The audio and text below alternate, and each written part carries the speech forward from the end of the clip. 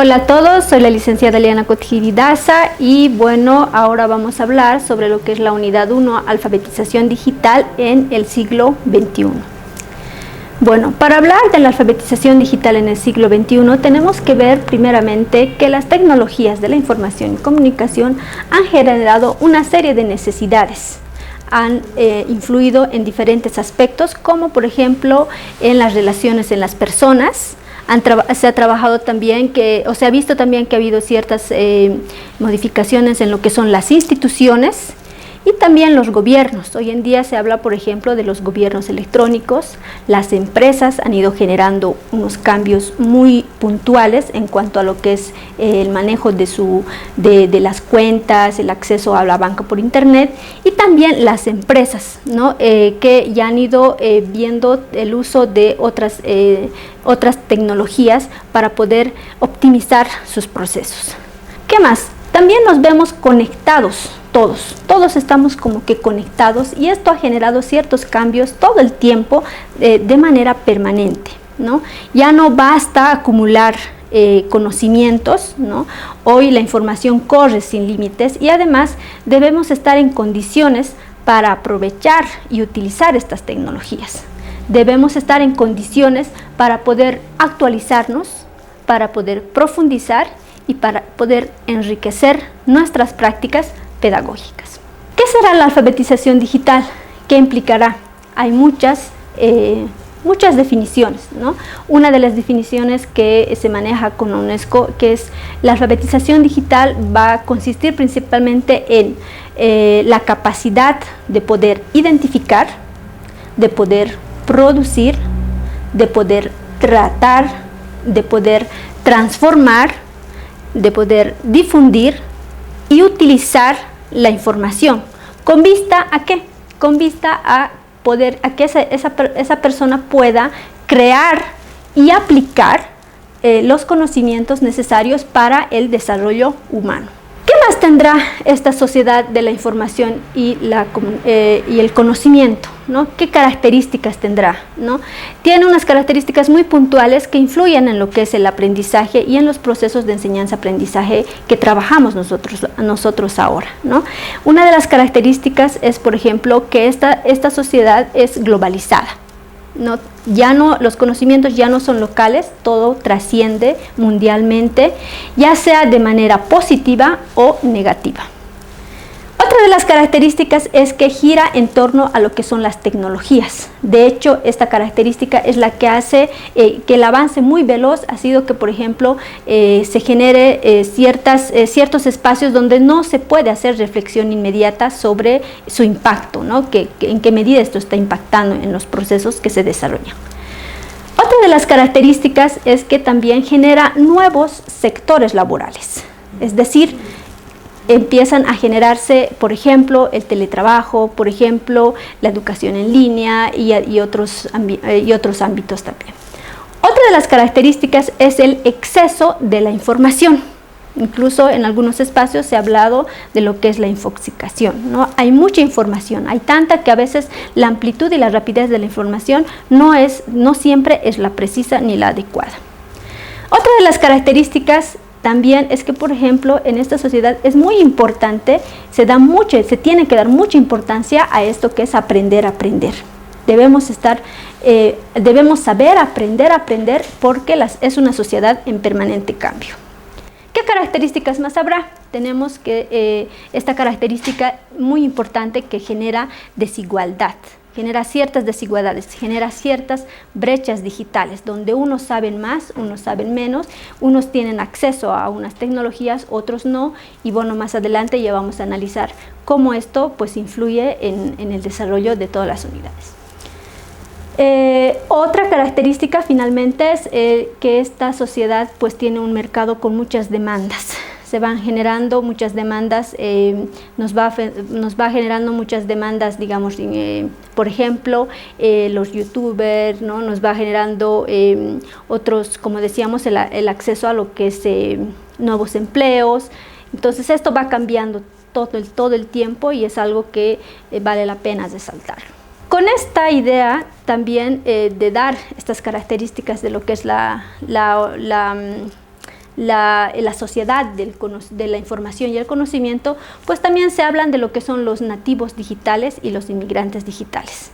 ¿Qué serán los nativos digitales? Los nativos digitales son las personas que han nacido con las tecnologías, vale decir, a partir de la década de los 90, 95, algunos que lo ponen, estas personas han nacido con las tecnologías, ¿no? Y los inmigrantes digitales son los que prácticamente han tenido que adecuarse a las tecnologías, ¿no? Son los que han nacido antes de los 90. Y bueno, estas personas han tenido que ver cómo ha evolucionado y la rapidez con la que ha evolucionado la tecnología y pues son dos grupos muy diferentes, y también esto es en parte el motivo de lo que son las brechas digitales. ¿Qué más podemos ver en todo lo que es para hablar de alfabetización digital, ¿no? Esta sociedad de la información, ¿no? Influye en el aprendizaje, ¿no? Si bien hablamos de lo que son las teorías de aprendizaje, se habla también de las teorías del aprendizaje, pero para la era digital. Tenemos las teorías, esta teoría para la era digital es propuesta por George C.M.S. Plantea y argumenta de que existe una teoría que nos plantea ciertas características comparadas con las anteriores teorías, ¿no? A ver, ¿qué es lo que nos plantea? Nos plantea primero todo lo que son, por ejemplo, cómo se produce el aprendizaje según esta teoría. Se produce a través de una red social. ¿Cuáles son los factores que influyen en esta teoría? Influyen muchos factores porque se considera a una diversidad, ¿no? Y además que está reforzada por una serie de vínculos unos con otros. ¿Qué más nos dice esta teoría? Nos dice que además se centra en todo lo que son las redes y que la transferencia de conocimientos la hacen a través de otras personas. Y finalmente, pues el aprendizaje en esta teoría es compleja, ¿no? Es compleja, es diversa, es dispersa. Y finalmente vamos a hablar de lo que son las ventajas y las desventajas de lo que son las tecnologías, ¿no? Ahí sí hay algo a nivel general. Vamos a puntualizar, por ejemplo, que en cuanto a las ventajas, tenemos el aprovechamiento de lo que son los recursos digitales. Tenemos que se puede tener, por ejemplo, el contacto entre lo que son las personas, puede generar ciertos intereses, motivación, ¿no? Puede orientarse a lo que es el aprendizaje autónomo, y además es de fácil acceso en diferentes momentos, ¿no? En diferentes espacios. ¿Cuáles son las desventajas? A nivel general estamos hablando. Es que puede generar ciertas distracciones, ¿no? Además que puede también generar mucha información que no es confiable, y los aprendizajes por ese motivo pueden ser incompletos. Los alumnos tienen acceso a una serie de materiales, pero esa serie de materiales no siempre es de calidad y con frecuencia son descontextualizadas. Entonces se genera una brecha digital, ¿no? Hoy el lápiz y el papel se traduce en algo digital, ¿no? Entonces se utilizan una serie de herramientas, de medios digitales, y además el concepto de la alfabetización varía en función al contexto histórico. La alfabetización digital, por ejemplo, hace 5 años era otra la necesidad, hoy es otra la necesidad, qué sé yo. Siempre eso es algo que contamos, ¿no? Hace 5 o 10 años en alfabetización digital, por ejemplo, yo podría hablar primero de las aplicaciones ofimáticas, tal vez le podría enseñar primero las partes de la computadora, porque había una idea inicial de lo que es alfabetización digital. Pero ahora, en alfabetización digital, lo primero que yo podría enseñar, por ejemplo, es saber manejar de manera adecuada el Internet. ¿Por qué? Porque con el Internet yo le estaría dando todas las herramientas para que pueda acceder a todo tipo de información. Entonces, esto para mí es una clara idea de que la alfabetización digital va cambiando en función al contexto histórico. ¿Qué más? Las competencias digitales que necesitaría el participante, necesitaría un maestro, que necesitaría un estudiante, se puntualizan básicamente en 7 puntos, ¿no? Primero, que esta persona tendría que llevar a cabo un juicio de valor de manera informada. Tendría que estar informado de todo lo que es, de todo lo que son las tecnologías. Tendría que tener un juicio, tendría que saber decir si es positivo, no es negativo, le sirve, es para su provecho o no. ¿Qué más? Va a tener que leer y comprender bajo condiciones no secuenciales cambiantes.